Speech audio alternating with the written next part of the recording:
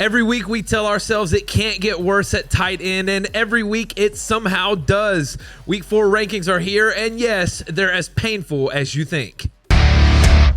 What's up, Headliner Nation? My name is Brad, the Rankings King, and before we dive into this week's rankings, just a reminder that these are the consensus rankings between Jake and Kyle. And for more detailed analysis, make sure to check out the start-sit videos from Kyle already posted on the channel from this week. And if you want even more breakdowns, make sure to join the Fantasy Headliners community by hitting that join button below, and that's going to get you access to extra rankings like flex, kicker, defense, and an exclusive spot inside of our Discord. Now, usually we would do some hits and misses from last week, and we've done so in our previous rankings videos, but let's be honest, I'm cranky and it is ugly out there when it comes to tight ends. There are like 6 tight ends on the week last week that had a good game, and the rest of them were awful. Absolutely awful. And it was great to see Andrews show up in 2025, and it looked like Hawkinson will be better with Wentz in the short term, but other than that, it's pretty much tough sledding. So that's it. Let's move on to tier number 1. We've got Trey McBride, Brock Bowers, Tucker Kraft, Jake Ferguson, and Tyler Warren. At number 1, Trey McBride. And there is no team in the NFL that allows more points to the tight end position than the Seahawks. And that's good since the Cardinals only have a tight end as a top target on the offense. And so that's going to work for this week. At number 2, we've got Brock Bowers. And he's still not 100% healthy, but he is getting closer by the week. And they're going to need the offense in Vegas to keep pace with the Bears offense. And so Bowers has a chance for big targets again in week number 4. At number 3, we've got Tucker Kraft going into Dallas, and he got injured in practice late in the week last week, but he still played in over 80% of the snaps on offense. And so being that he's healthy enough to play that much, and now he gets the Dallas defense, we had to keep him in the top 5. Next up, we've got Jake Ferguson in that same game, and the loss of CeeDee Lamb is a huge loss, but their defense gives up so much. They're constantly trying to throw to keep up pace, and so Ferg should see a jump in targets, and Green Bay allows the 6th most fantasy points per game to tight ends. And then at number 5, we've got Tyler Warren going against the Rams, and overall, a disappointing week 3 for Warren. Season low in targets, receptions, and yards, and the Rams are tough against tight ends too, allowing right at about 8 fantasy points per game to the position. All right, that's it for tier number 1. And before we jump into the next tier, I want to make sure that you're hooked up on Underdog. You already know that we're crushing those player pick'ems this year, including our creator pack this past week, which if you were one of the 3,000 that locked that in, you almost tripled your money. So what are you waiting for? Head over to Underdog Fantasy or download the app. Create a new account using the referral code Headliners when you do so, and then make sure you hit your initial deposit and come join a contest. You're going to get a first-time deposit bonus and a free player pick'em, and Jake is already breaking down the best picks weekly in a show on Fridays, and he's hitting them consistently, and so links to join are in the description, and we look forward to playing with you this week. All right, enough of that. Let's move on to tier number 2. We've got Dalton Kincaid, TJ Hawkinson, Sam Laporta, Hunter Henry, and Jawan Johnson. At number 6, Dalton Kincaid. And I wish we could have the week 3 Kincaid every week. He always produces when he gets the chances.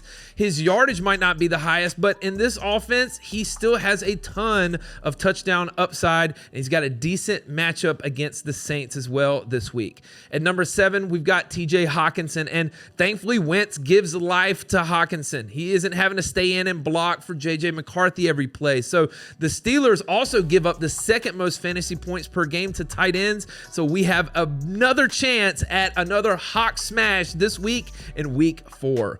At number 8, we've got Sam Laporta, and I'm starting a support group as a Laporta owner right now. He's got less than 40 yards in back-to-back games and is once again finding it hard to get volume in a stacked offense. In Cleveland, they do allow over 8 fantasy points per game to tight ends, but the lack of volume here makes him risky.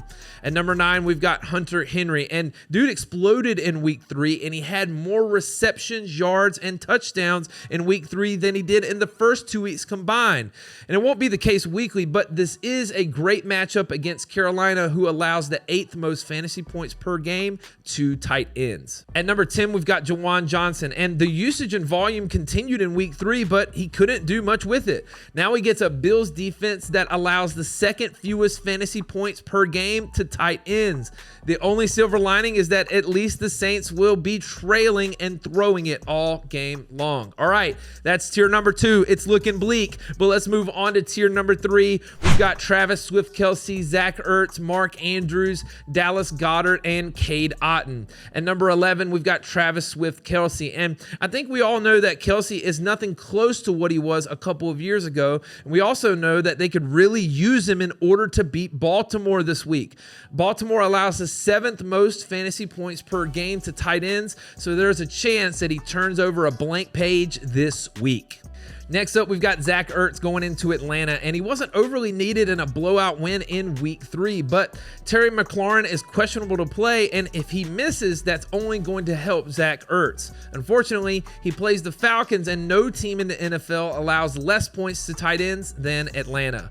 At number 13, we've got Mark Andrews going into Kansas City, and it was bound to happen. Dude did nothing for weeks, and then he goes crazy, and if you're like me, you lost because you were playing him with those garbage time points at the end. And it's almost a yearly occurrence with Andrews, and they're going to need him against Kansas City, but the question is are they going to use Likely instead?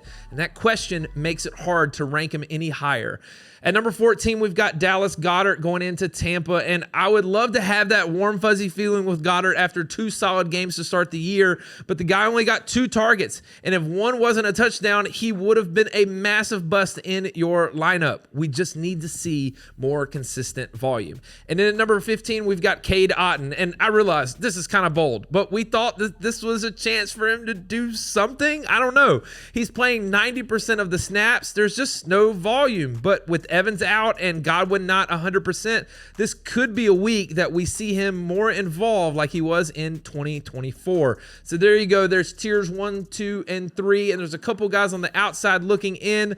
Kyle Pitts, David Njoku, Harold Fannin Jr., Brenton Strange, Jonnu Smith, Jatavion Sanders. And that's your week 4 tight ends. Guys, it's not pretty, but hey, somebody's got to start these guys.